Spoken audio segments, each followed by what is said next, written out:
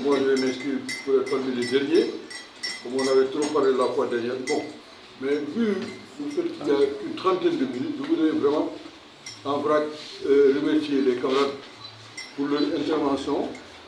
Et pour les éléments de débat, je voudrais d'abord commencer par le texte de mon ami et mon frère Ouzin, qui a posé des questions extrêmement importantes.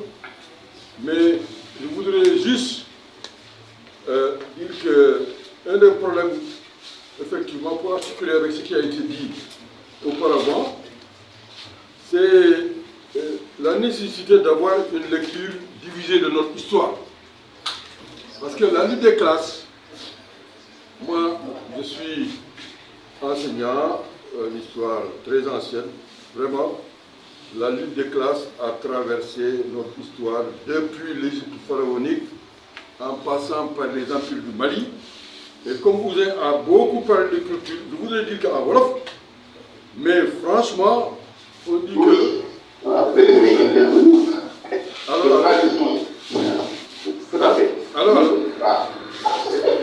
c'est la démocratie. je voudrais continuer en disant que vous avez soulevé un point très important, mais je signale que en Wolof, on dit vous faites comme mbokk rek a takku di tax ñu xam dugub. Non, dans nos parlers, on voit bien que un se divise en deux. On a beau parler de nation et dañuy wax ni dem suuf bu suufee suuf dana ko jàll. Donc la question de l'analyse de nos sociétés, il faudrait effectivement que ce problème-là, qu'on puisse y revenir, parce que on a eu ce problème d'ailleurs au niveau des assises nationales. Quand on a voulu traduire la charte des assises, mais nos parents nous disaient que eux, il ne faut pas traduire le mot État. Alors que les Wolof, les Mandeng, les Pulaars, quand on parle d'État, historiquement, donc il faut voir notre société de manière divisée. Donc cette question, je voudrais juste, si tu peux y revenir, parce que quand même, le Ghana, le Mali ont été traversés. Alors, autre problème, Tcherno également, et Diouk ont posé des problèmes très complexes. Je n'insiste pas, mais c'est vrai. Tcherno, tu sais bien qu'on a eu des groupes de travail en dehors du mouvement, avec les doyens, les Amérindiens, pendant 30 ans, pour étudier les textes. Dans nos sociétés, la question des classes, la question des ordres, la question des statuts, on y a travaillé, Youssou, on y a beaucoup travaillé, ces questions, pour montrer la complexité des problèmes. Ce n'est pas seulement des classes. Et je crois qu'il serait bon, à la nouvelle génération, qu'on en parle. Le reste, je voudrais remercier mon ami Mbaye Cham pour dire que ça nous a beaucoup aidé. Vous savez, les mouvements de gauche, nous aussi on a créé le CS. Mais à un moment, il y a eu la division dans la gauche là. On a eu un effort extraordinaire. Les camarades de la LD ont décidé de lâcher les militants pour qu'on vienne travailler. Et en interne, on avait des problèmes très sérieux. Je me rappelle des camarades qui m'ont convoqué un jour en disant pourquoi vous mettez dans vos statuts le fait que, mais quand on est dirigeant des organisations politiques, on n'est pas dirigeant. Mais j'ai oublié de leur dire que ça, c'est les débats de masse. Les masses ne veulent plus être manipulées. C'est des problèmes d'éthique. Donc je crois que Mbaye Cham, des camarades comme Mbaye Cham là, on n'était pas dans le même courant, mais on a pu tirer le s'étraîner. Et c'était la même chose dans le mouvement des ONG. On a pu dépasser un certain nombre de contradictions, sinon on n'aurait pas dit. Alors, je ne vais pas développer vraiment le reste, je suis d'accord. Je voudrais signaler quelques documents que je sais les camarades. Oui, les débats de fond, si on veut aider les jeunes, il faut les donner dans le détail. Ça, c'est Sénégal combat pour l'indépendance véritable. C'est un résumé des textes du courant. Ce document-là, on l'a élaboré quand on était à l'extérieur. On a rassemblé des textes. Mais il y a des débats de fond qui sont là. Et je n'ai entendu aucun parler de DR20, DR19. Alors que la cristallisation des problèmes, c'était autour de ces documents-là et on n'en a pas parlé. Moi, si il y a des débats contre ce qu'on appelle les néo-révisionnistes, des débats extrêmement intéressants sur les questions comme les femmes, sur même les domestiques dans les maisons. Il y a des débats très profonds. En tout cas, je vais m'arrêter là, parce que si on veut aider, je laisserai à Tcherno ou à Ouzin Ça, il faut exploiter, parce que cette partie-là, il y a des questions extrêmement complexes. Le marxisme, et ces documents. Et je termine par un regret. Moi, j'ai donné tous les volumes de Marx, Lénine, Mao, quand à un moment, à la maison, je ne pouvais plus. Mais j'ai été très triste. Un jour, j'ai appris que l'eau, la pluie, a pris tout ça. Ça permet de réussir les questions organisationnelles. Tous les documents, moi, que j'avais, que j'ai remis au courant, ces documents-là ont été noyés, la pluie, etc. Mais c'est catastrophique. Donc, je m'en arrête là, en disant ce que j'ai dit à mes camarades à la fin, il faut créer une bibliothèque citoyenne. Le reste des documents qu'on a fait pour se ça. Merci beaucoup. Très rapidement, je pars d'une leçon que m'a apprise mon maître Abdoulaye, qui me disait que, en général, on étudie l'histoire en partant de la science, du développement des connaissances et tout ça. Mais que peut-être, pour mieux comprendre l'histoire, il faut partir de l'ignorance. Si on parle de l'ignorance, on peut mieux comprendre comment les choses se font. Et je crois que pour notre mouvement, c'est important de le faire. Le paradigme de l'ignorance. Ignorance, d'autant que sur 3 questions. La première question, c'est sur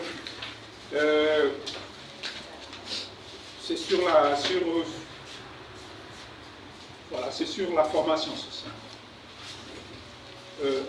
Je suis très content du travail, de la présentation de Cousin, puisque cette présentation va très très loin, jusqu'au niveau de civilisation, jusqu'au niveau de la conception de la personne humaine en Afrique, le rapport de l'individu, de la communauté, tout ça c'est extrêmement important. Et je donne une référence, le travail, la publication d'un colloque du CNRS, très très important, qui s'appelle la notion de personne en Afrique. Et là, vraiment, des anthropologues africains, français, américains, etc., qui ont travaillé sur le terrain de l'Afrique, cette question-là, la notion de personne. Il faut partir de là. Et la notion de personne, c'est le rapport entre l'individu et la communauté. Je crois qu'il en a dit, et ça, c'est le socle de la civilisation africaine. La question des inégalités, comment ça a été tranché, les stratégies de domestication de la violence, tout ça, le rapport avec l'extérieur, avec les types d'alliances, les formations politiques, religieuses, etc. Tout repose en fait en Afrique sur la communauté, sur le rapport entre individus. Et ça, je pense que notre mouvement, on n'a pas travaillé sur ça. Et pourtant, il y avait beaucoup de documents. Beaucoup de documents. Deuxième problème, c'est la question des classes sociales. La question des classes sociales. Là, on est parti vraiment de catégories très extérieures. Et notre mouvement reposait sur la classe ouvrière, sur le prolétariat, la construction du parti prolétariat. Mais en réalité, quand on considère l'environnement de l'époque, il y avait déjà des remises en question de la notion de prolétariat pur sang. Parce que la notion de prolétariat pur sang figure dans nos documents. Or, les études avaient montré que la particularité, déjà avec Marx, les sociétés précapitalistes et tout ça, il y avait déjà des considérations de nuances sur l'identité de la classe ouvrière, du prolétariat, etc., dans des pays qui n'étaient pas capitalistes, qui étaient sous domination impérialiste. Alors, Marx a cité la notion de dissolution,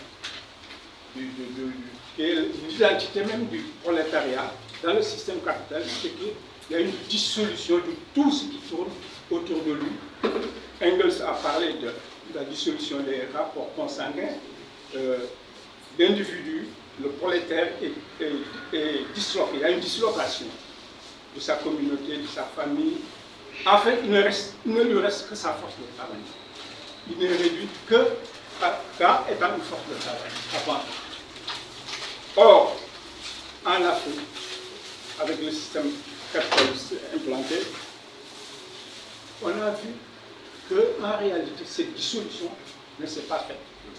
Même s'il y a eu des dislocations des modes de production, de prolétarisation vers la ville, etc., de déstructuration, il y a quand même des stratégies très très fortes du fait justement de la force organique de l'individu à sa communauté, qui fait que les prolétaires, les ouvriers, quand ils viennent dans l'entreprise, ils conservent les liens familiaux, ils conservent les valeurs familiales, ils ont leur identité communautaire, avec, même au sein de l'entreprise.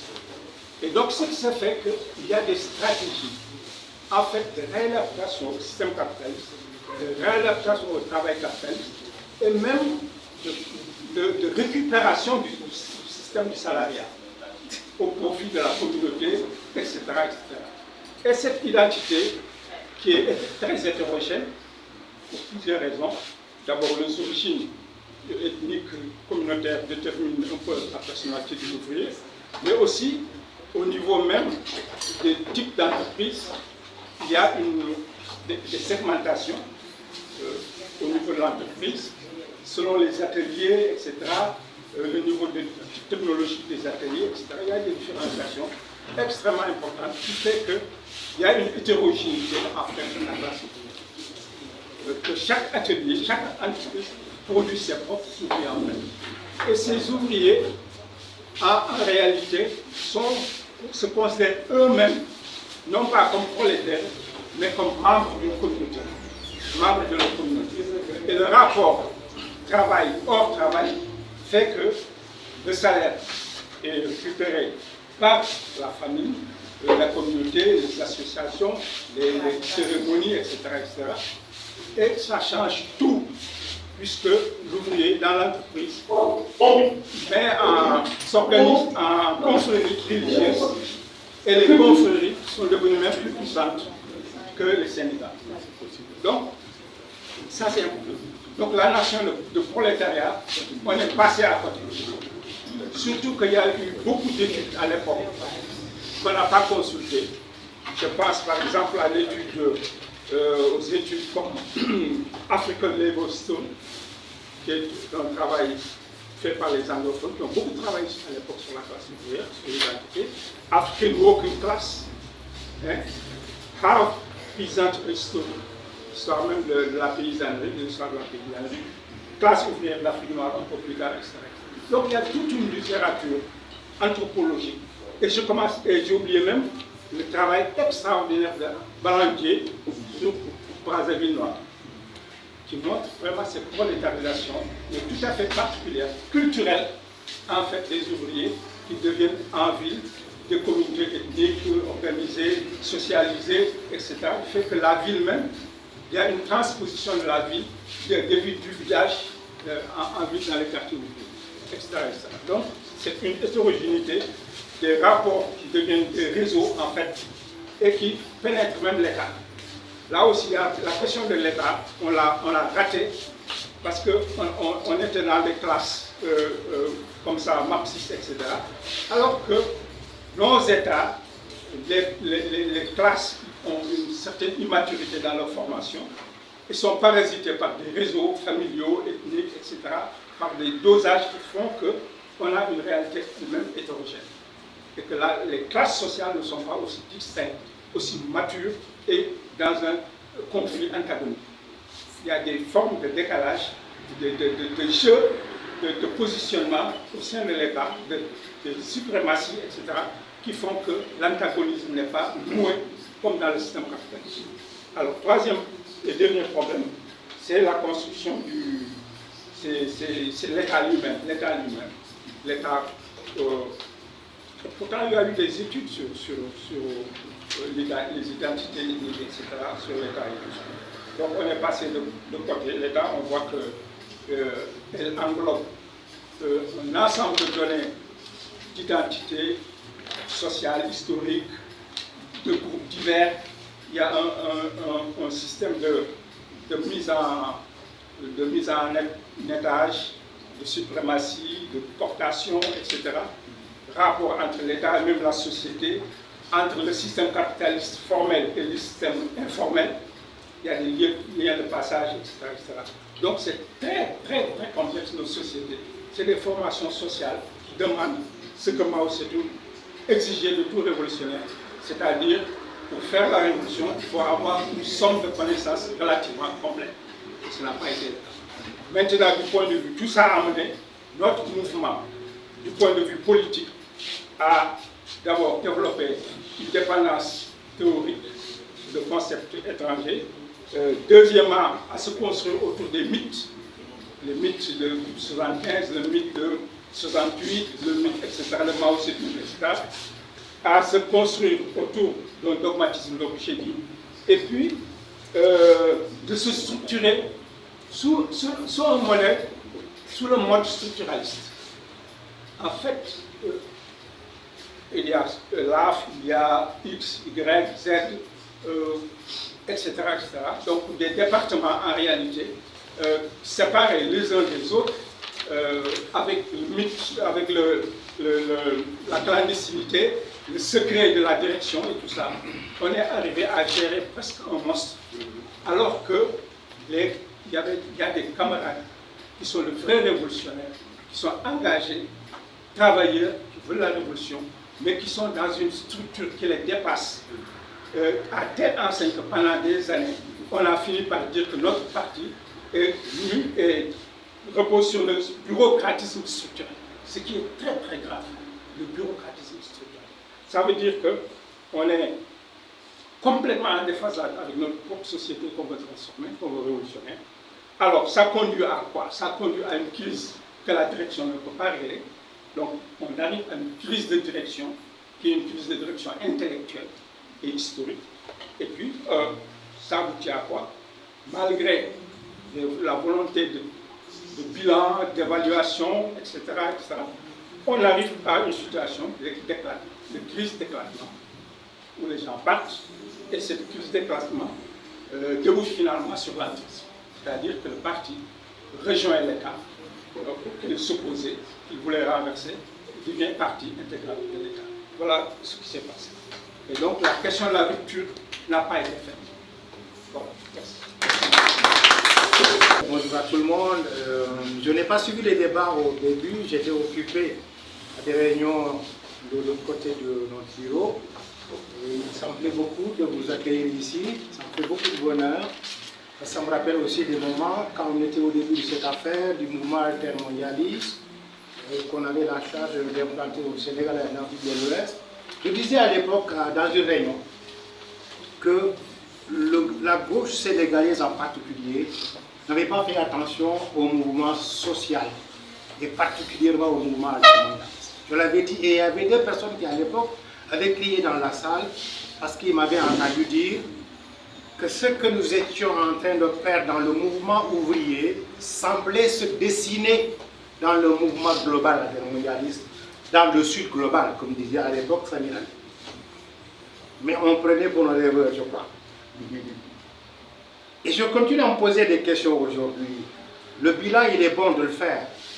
Mais il est bon aussi, à mon avis, de voir aujourd'hui ce que nous sommes. Quel monde nous vivons. Quel monde nous sommes en train de vivre, aussi bien dans le sud global que dans toute l'humanité tout entière. Je crois savoir que de plus en plus, nous sommes face à une géopolitique militaire. De plus en plus. Et c'est ce qui fait d'ailleurs, sans doute, dans cette géopolitique militaire, où de plus en plus, le pouvoir n'est plus seulement un pouvoir économique, mais il devient au sein des États et entre les mains des États, un pouvoir de répression militaire et policière. Face à ça, que fait la gauche en Afrique et dans le monde? Je crois que dans l'Occident, la gauche est complètement déboussolée. On voit arriver au nord la droite et l'extrême droite.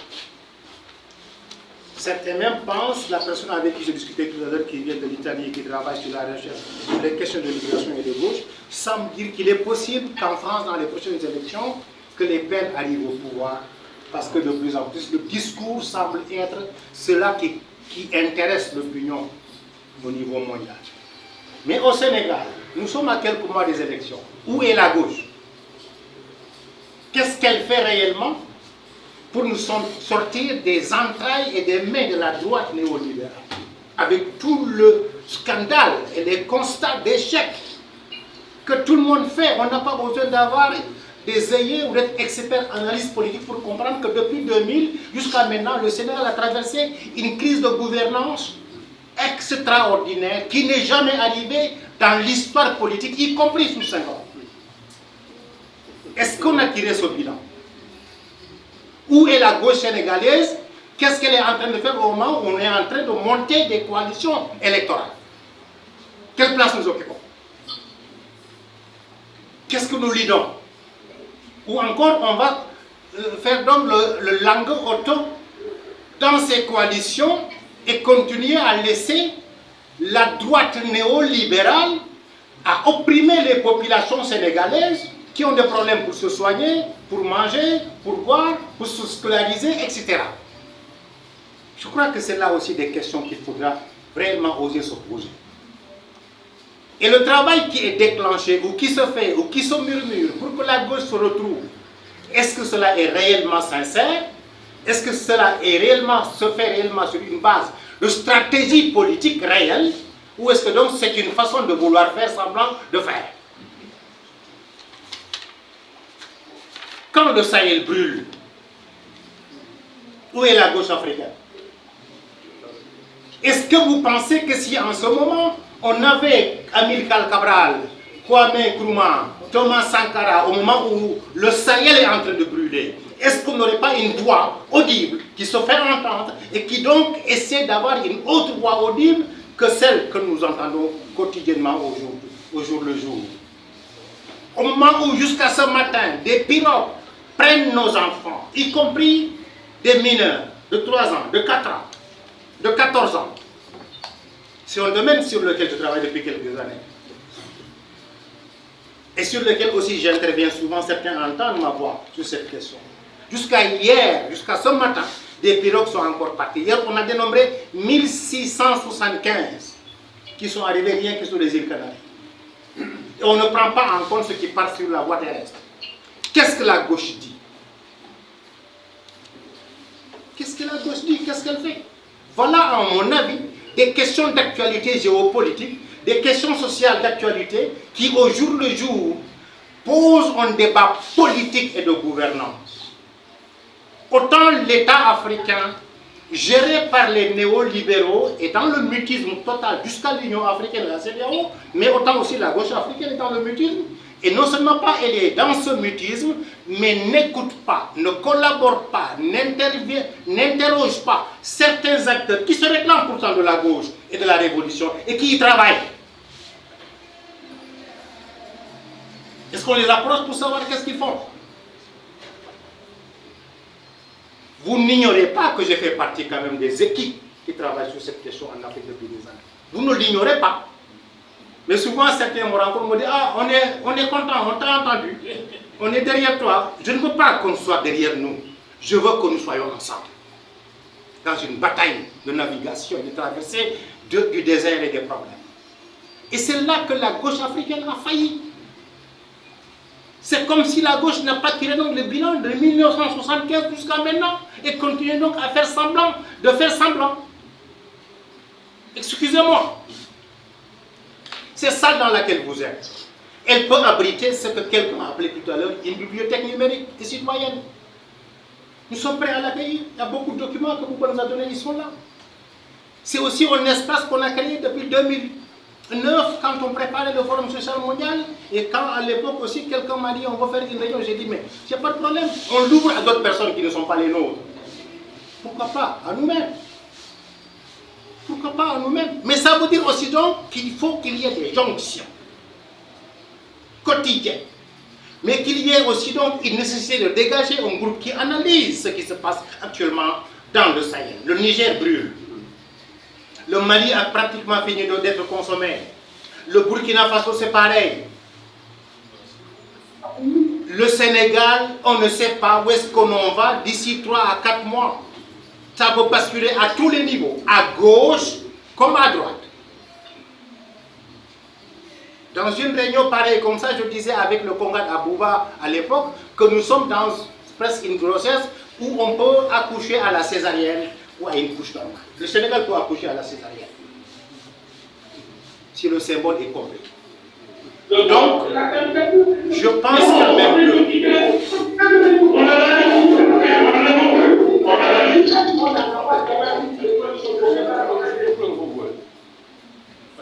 Pour terminer, mon appel, c'est vraiment que deux choses. La première, que la nécessité urgente que la gauche sénégalaise en particulier, et africaine en général, travaille. Au Mali, on a aussi des camarades qui travaillent sur les mêmes questions et qui sont engloutis par la droite. On en a au Niger qui résistent et qui chaque matin nous envoient des informations à travers le réseau migration-développement que nous avons co-géré avec eux. Au Burkina, c'est pareil. Les sankaristes avec lesquels nous sommes dans le mouvement panafricaniste aussi, c'est la même chose. Mais tout cela, où est-ce qu'on la verse? Donc, qu'est-ce que nous pouvons faire pour que le véritable débat de relance, de redynamisation, de réorganisation de la gauche soit une priorité et qu'on le fasse ce travail-là sans vraiment considération crypto-personnelle.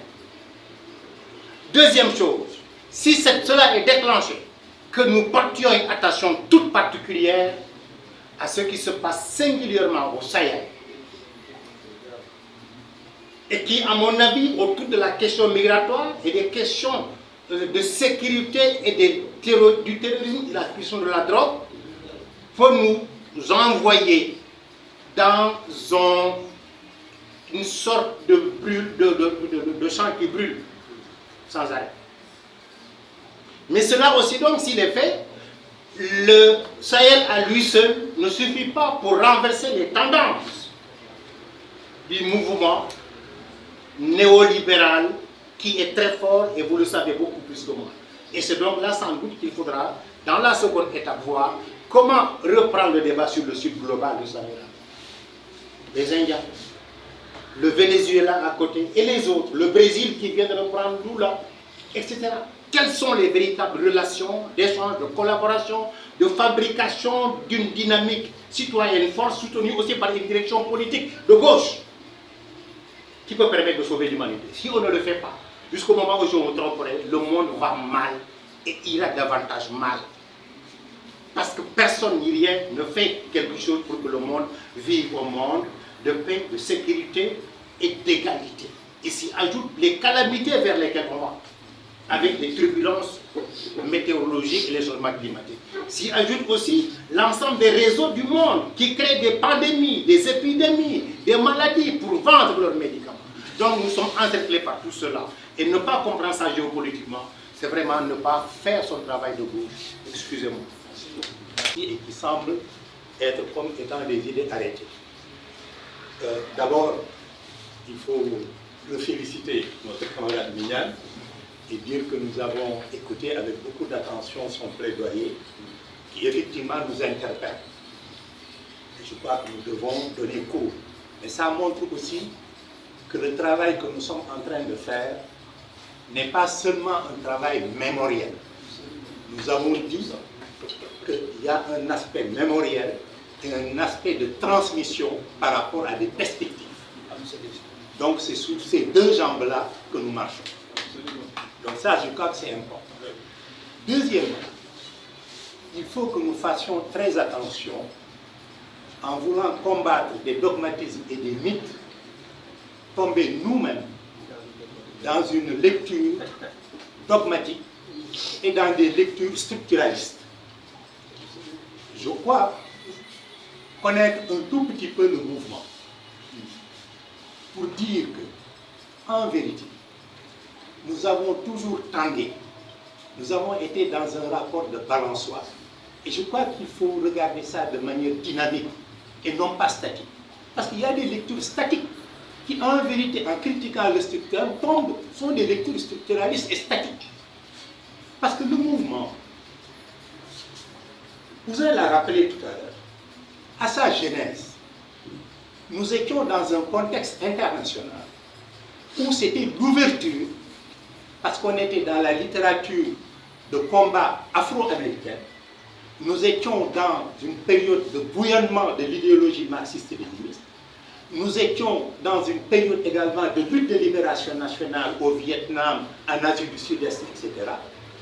Et nous avons été précédés par des partis qui, effectivement, ont essayé les langues nationales, mais n'ont pas été jusqu'au bout de la chose. C'est justement la critique et la volonté de se positionner par rapport au substrat culturel, par rapport au socle culturel, par rapport à la question linguistique qui était une question nodale, que nous sommes nés. Nous ne sommes pas nés dans une crise de jeunesse. Nous sommes nés dans un positionnement de rupture. Alors, je vais juste rappeler qu'au moment où nous voyons le jour, tous les camarades à l'époque, je ne sais pas si Amadi, moi je l'appelle Babawan, se rappelle, mais avec Joe, avec les camarades du PCS, nous tous, on était obligés de nous instruire à l'alphabet Wolof, Bindung Wolof. Bindung Wolof. On est né avec Bindung Wolof. À l'époque, ce n'était pas encore les caractères arabes. Et on est né avec des ouvriers de face en train d'apprendre à écrire en Wolof. Pas en Wolof arabe, mais avec des caractères spécifiques.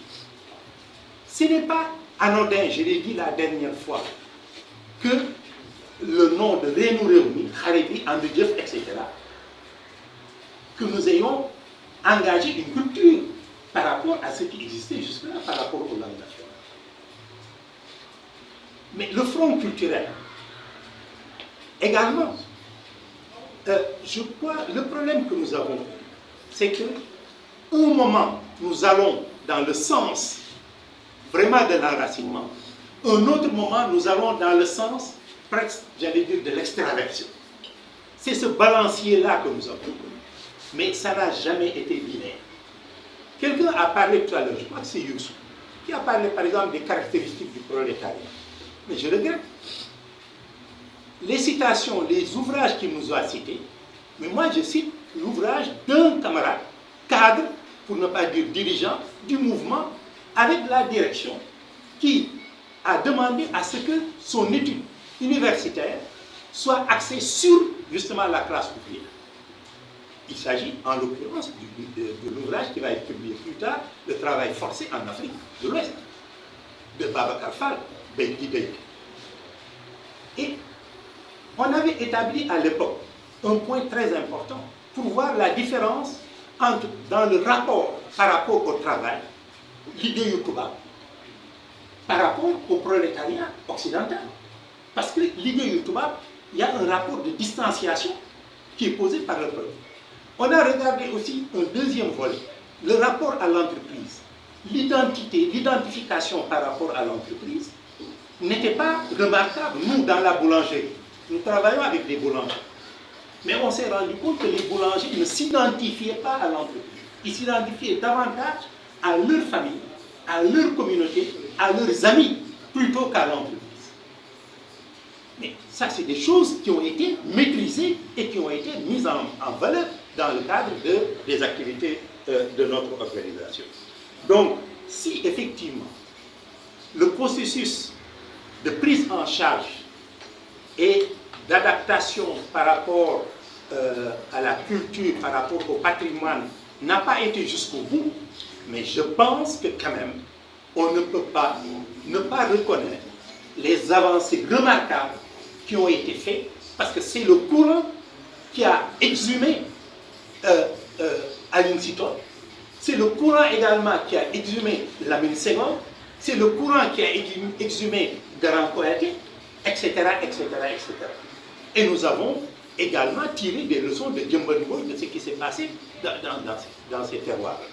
Je pense donc que ce n'est pas faire justice, parce que le débat ne s'arrête pas là, on aura le temps d'approfondir, mais je pense quand même que considérer aussi mai 68, entre autres, ou la répression de 75 comme des mythes, moi je pense que ça c'est une lecture mythique.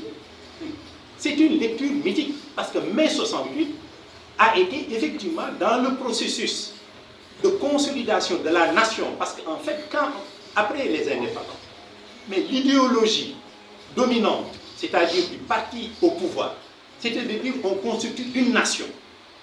Et c'est cette nation-là qui doit être solidaire et que la lutte de classe quasiment n'existe pas. Mais ce que mai 68 a permis de faire voir, c'est qu'en fait, cette unité nationale était traversée par des contradictions.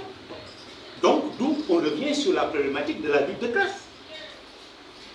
Je crois que quand même, considérer ça comme un mythe, moi je pense que par rapport à l'éveil de la conscience, en tout cas prolétarienne, par rapport à l'éveil de la conscience, même au niveau de l'intelligentsia, je pense quand même, parce que nous tous, si nous avons, certains en tout cas d'entre nous, et je crois que vous le disiez la dernière fois, certes nous avons eu des expériences à Saint-Louis dans la lutte de l'indépendance avec le PAI, mais mai 68 a constitué aussi un détonateur pour nous amener quand même à des propositions, en tout cas de rupture par rapport à l'ordre que nous avons connu jusque-là.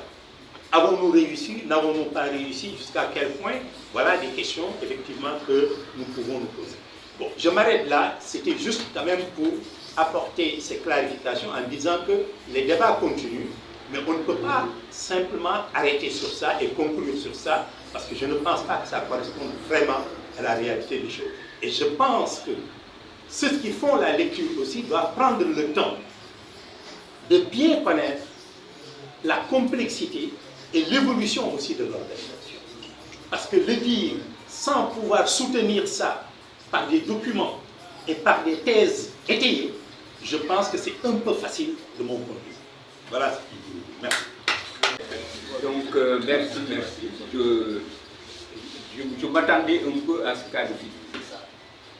Parce qu'il y a un problème de méthodologie. La méthodologie, c'est qu'il y a une trame générale.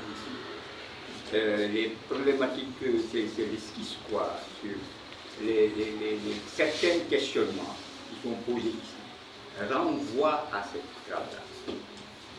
Or, cette trame, cette trame va se développer et c'est après, à la sortie, qu'on verra quelles sont les grandes lignes de leçons et d'enseignements qu'on peut tirer de cette expérience. En attendant, la méthodologie est une méthodologie qui met en place des thématiques. Et chaque thématique doit servir d'input à ce travail-là. Et la thématique, il y a des thématiques qui sont d'ordre politique, on les a abordées. Ce n'était pas réellement directement l'objet d'aujourd'hui. Il y a des thématiques qui vont être de type édification organisationnelle, ce n'est pas réellement le thème d'aujourd'hui, etc. Mais on peut les évoquer, mais ce n'est pas le thème. C'est un peu ça la démarche. Aujourd'hui, il faut plus ou moins mettre quelque part notre rapport au patrimoine. C'est ça. On peut l'alimenter par des remarques venant d'ici ou là qui peuvent permettre de problématiser. Cela, c'est la question méthodologique. Je l'avais évoqué au départ, que ici, on se focalise sur ce point.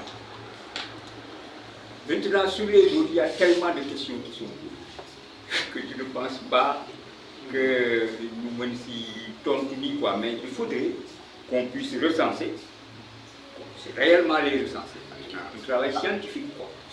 Des questions qui sont soulevées pour qu'on puisse les approfondir. Je dirais seulement que j'ai un peu surpris quoi, par mon introduction de départ, parce que là, c'est une façon de poser ce que le professeur Bentham, la question du code culturel. Parce que le texte que je lis, qui dit ça la naboué, attention. Ça, c'est pour exprimer la notion de perte de sens. Et naboué, si on se reporte 4000 ans ou plus en Égypte antique, vous prenez l'alphabet hiéroglyphique, mais c'est une vache perdue. Naboué, mais le A français, là, le A français, mais c'est une vache inversée. Comme nous avons Hegel inversé la dialectique, mais c'est une vache. Mais regardez une tête de vache. Parce qu'en Égypte antique, la vache, c'est Aleph. C'est le Alif aussi des Arabes. Mais quand et c'est conservé jusqu'à aujourd'hui. Par exemple, vous prenez également le nom Rennes. Mais Rennes, c'est quoi Rennes? Mais en Égypte, on dit l'anthropologie du nom. Mais Rennes, c'est nom en Égypte antique. Rennes, c'est nom. Le Rennes de ça, c'est le nom du fils. Et le Sale dont on parle, c'est le fils. Le Sale dont on parle, c'est le fils. Le Sa-Ré, c'est le fils de Ré. C'est comme si aujourd'hui notre journal dit le fils du peuple. Parce que le peuple, vraiment, c'est le peuple souverain. C'est le peuple qui a remplacé les souverainetés d'antan. C'est lui qui est devenu souverain, le peuple. Donc, c'était ça, la thématique. Et quand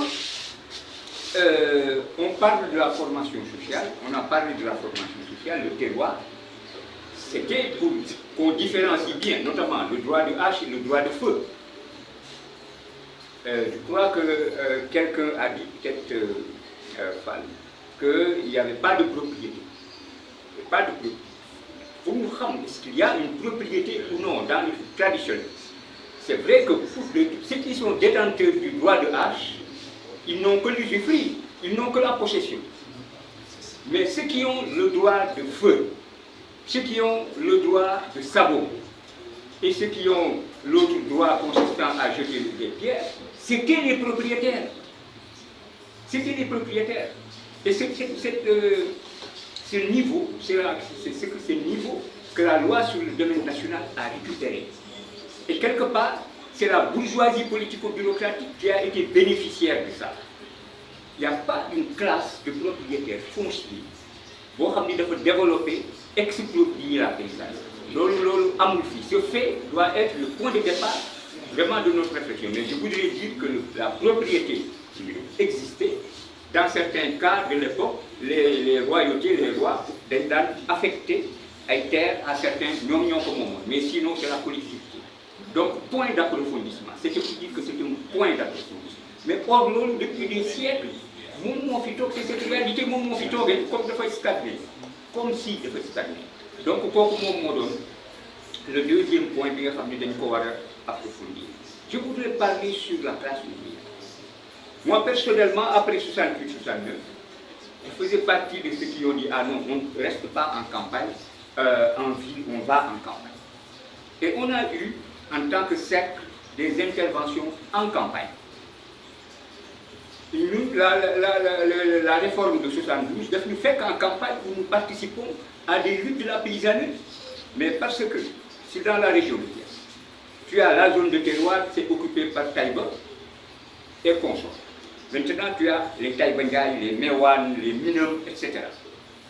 Et pour aller chercher le phosphate, mais il faut traverser toutes ces zones-là. Il faut creuser village après village. Et on a déplacé des villages. Je ne sais pas si vous connaissez le village de Mewan, notamment. Nous devons déplacer pour compenser les paysans, nous tabac. Mais les paysans n'ont pas voulu. C'est ne pas qu'ils disent, là, les besoins des paysans en matière d'habitat. Alors, mais en intervenant dans le mouvement paysan, personnellement, c'est le mouvement paysan qui m'a conduit au mouvement. Je me rends compte que sur le terrain, ce que je considère comme des paysans, mais ce sont des ouvriers. Ce sont des ouvriers, tu vois, c'est l'effet inverse. Ce sont des ouvriers. Et personnellement, ça me mène à Taïba.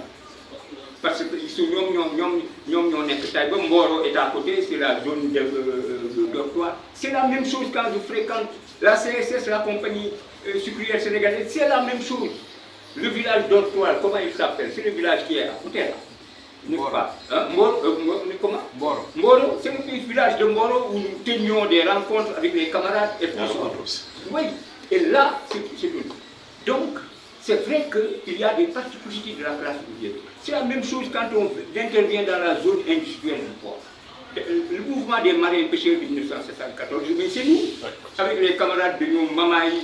Personnellement, moi j'avais une carte de marins pêcheurs et je circulais à l'intérieur du port comme les marins pêcheurs. Donc, nous mettons en place le comité de soutien en 1974 la lutte des marins pêcheurs. On intervient avec eux en usine et on intervient chez eux dans les quartiers c'est les quartiers de Pékin, c'est les quartiers, etc. Donc, il y a le mouvement des délégués du personnel de 1970. Mais on a mis en place une école ouvrière, en même temps qu'il y ait une école, c'est l'école ouvrière de Colobane, et en même temps qu'il y ait une école ouvrière d'intervention. Mais l'ajeunissement de la classe ouvrière, je termine par ça. À cette période, la question de la classe ouvrière est une question vitale.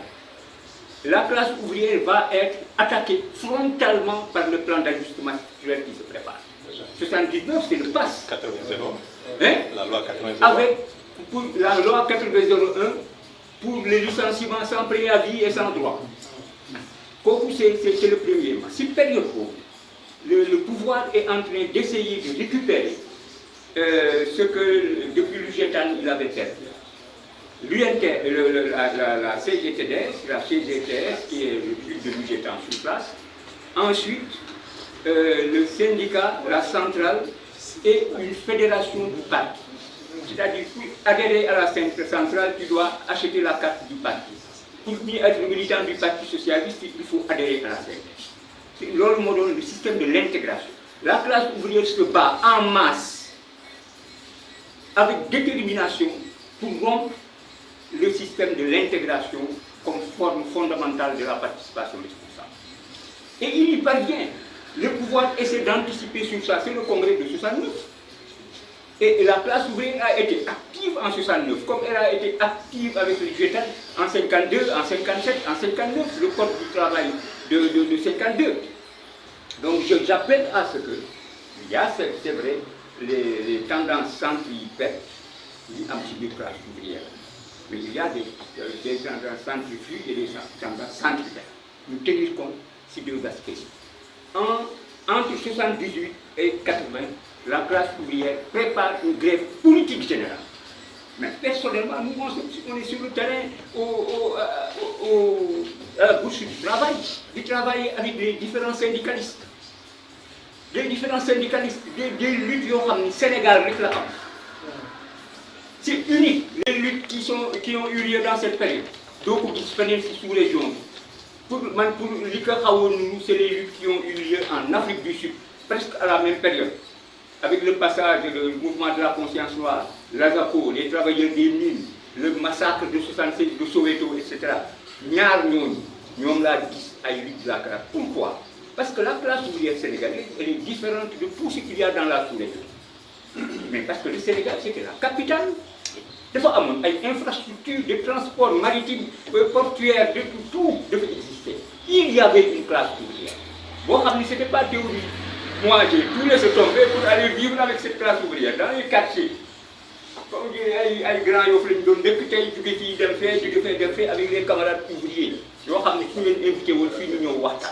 Voilà, donc vraiment, c'était pour dire que nous avons commencé un travail de bilan, de mémoire. Nous avons commencé un travail de mémoire. Je ne voulais pas, moi, personnellement, entrer si beaucoup, mais poser la problématique culturelle, islamique et autres, avec nous faire ici depuis nous cette bonne lecture,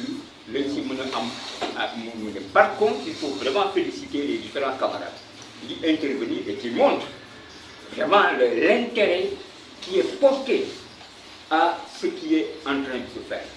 J'oubliais une chose pour y parler, pour me terminer si beau. C'est-à-dire de 73 à quelqu'un l'avait dit la dernière fois, c'est Ousin, le vieillard. Le sénile. Ah voilà, le sénile. C'est le mot que je cherchais. Mais il reconnaît assez modestement que le mouvement auquel il a appartenu n'a pas fait ce que René voulait faire.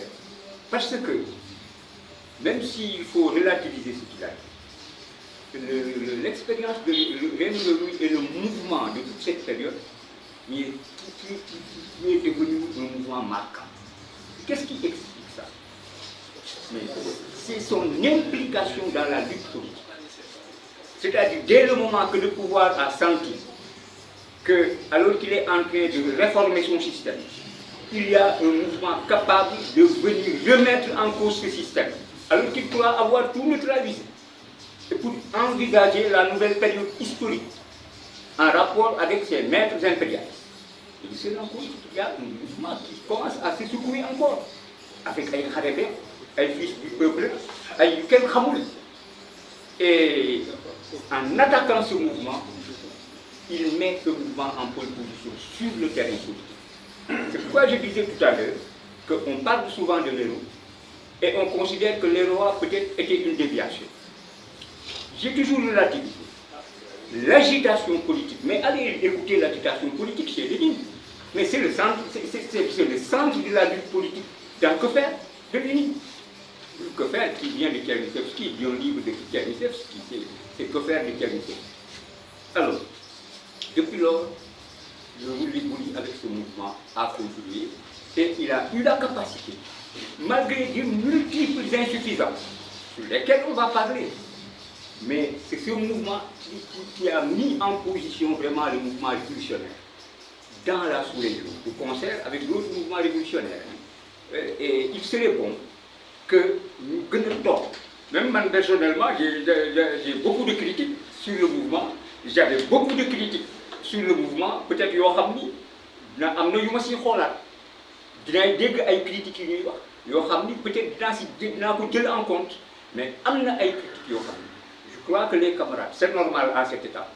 Mais si au fur et à mesure, dans la méthodologie, nous avons envie de clarifier ensemble ces problématiques-là qui sont posées, qui me semblent des inquiétudes, des préoccupations de gens de gauche animés par une volonté véritablement que les choses aillent de l'avant et qui donc interpellent à un point des clarifications devraient pouvoir être apportées. J'ai plusieurs aspects. D'abord, l'ancrage socio-historique et culturel du mouvement, mais également le degré d'appropriation du cadre de référence qu'est le marxisme-léninisme et le maoïsme, et aussi interroger en même temps la pertinence de la lecture politique, donc, et mettre en cohérence tous ces trois défis-là. Et pour ce faire, nous avons eu trois profils d'acteurs. Les acteurs du mouvement eux-mêmes, les fondateurs et les animateurs de Réunion eux-mêmes, mais également d'autres acteurs qui sont dans d'autres mouvances et qui sont des contemporains. Et enfin, la génération qui vient après, qui reçoit cet héritage-là et les échos qui vont avec. Et ça rejoint notre lecture de l'histoire, de la mémoire, qui est d'abord plurielle, ou alors le produit de regard pluriel. Et de ce point de vue-là, nous qui sommes la génération qui vient après, nous devons comme l'a dit Amélie, gratitude par rapport à l'action politique d'entreprise, mais également par rapport au souci de transmettre cette mémoire-là dans sa pluralité, c'est-à-dire dans son exhaustivité. Et pour nous participer à ces discussions, c'est un véritable cadeau, même si la modération n'est pas du tout un gâteau. Donc, on peut l'imaginer. Donc, merci à tout le monde. Et comme on a dit, la lutte continue, le débat continue. Il y aura d'autres séquences qui seront annoncées bientôt à travers les différents réseaux. Donc, félicitations à tous les intervenants. Et merci à tout le monde. Merci. Merci beaucoup à tout le monde.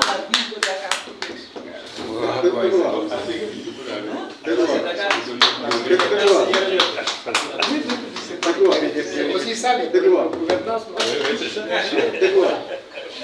J'ai dit que ça. Bon, il faut arrêter le il faut fermer, sinon le débat.